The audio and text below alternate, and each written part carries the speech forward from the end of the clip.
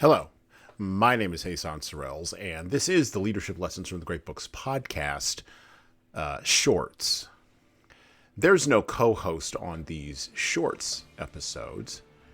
These are now around 2 to 4 minute, sometimes as long as 6 to 10 minute observations, ideas, thoughts, or rants about the literature, philosophy, psychology, and even the theology of leadership.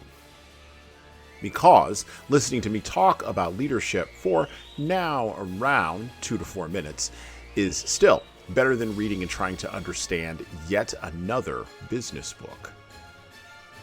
Even that business book your coworker won't stop raving about because it quote unquote changed their life, but you can't see any difference in their leadership behavior. So how good could that author be?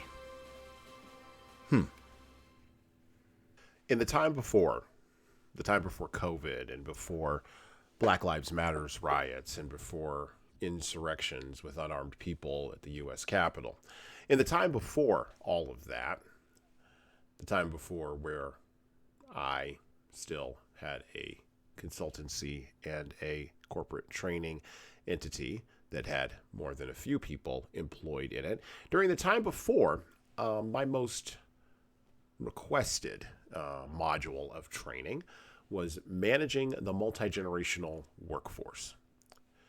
For almost 7 years, I was asked by managers, supervisors, and others the most pressing questions about intergenerational communication, intergenerational competence, and, of course, about how to transfer wisdom and knowledge between people of differing generations inside of the workforce. Now, communication between generations has always been fraught with problems, not only at a societal level, but also at a business level.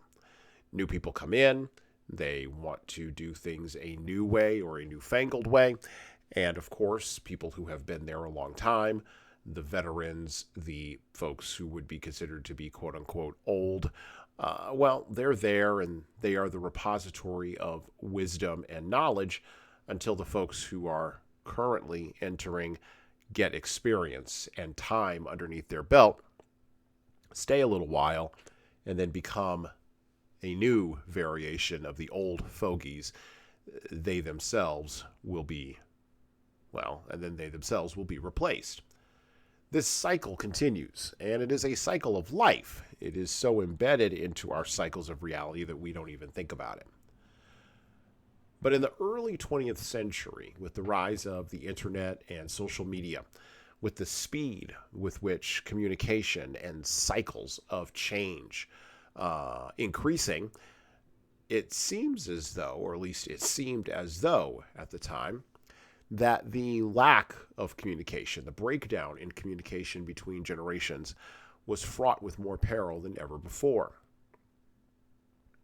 In our time, in our workforce, in the current era in which we are all working, there are 4 generations who have experienced the chaos of the last 25 years and experienced it very differently.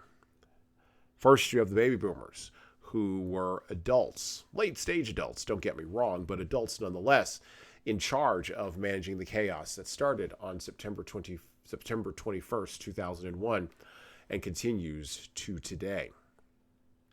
The next generation after them are, of course, Gen X, who have been the parenting and caregiving generation in the midst of the chaos, being the older brothers and sisters to millennials, and in many cases, the fathers and mothers to Gen Z. Millennials were children during the chaos, or were beginning to come of age. And now these are young men and women who are approaching their 40s and who are itching to take power away, not from Gen X, but from the baby boomers. And finally, Gen Z.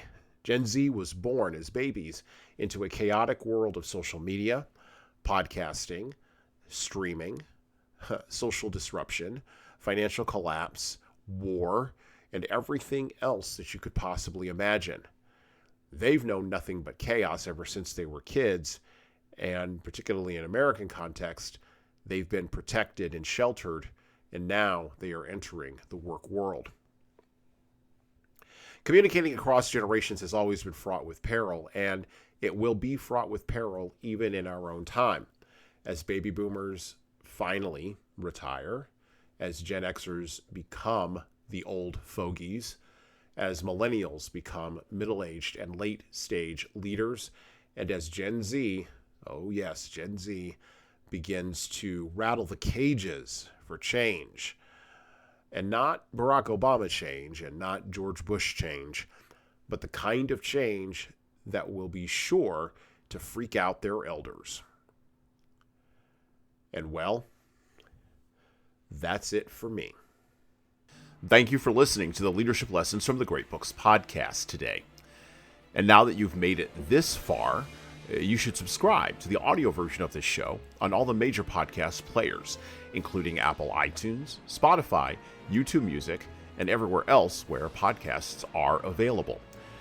There's also a video version of our podcast on our YouTube channel. Like and subscribe to the video version of this podcast on the Leadership Toolbox channel on YouTube. Just search for Leadership Toolbox and hit the subscribe button there on YouTube.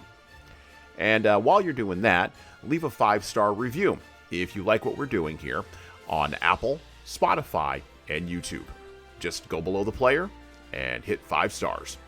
We need those reviews to grow, and it's the easiest way to help grow this show. And tell all your friends, of course, in leadership. By the way, if you don't like what we're doing here, well, you can always listen to another leadership show. There are several other good ones out there. At least that's what I've heard. All right. Well, that's it for me.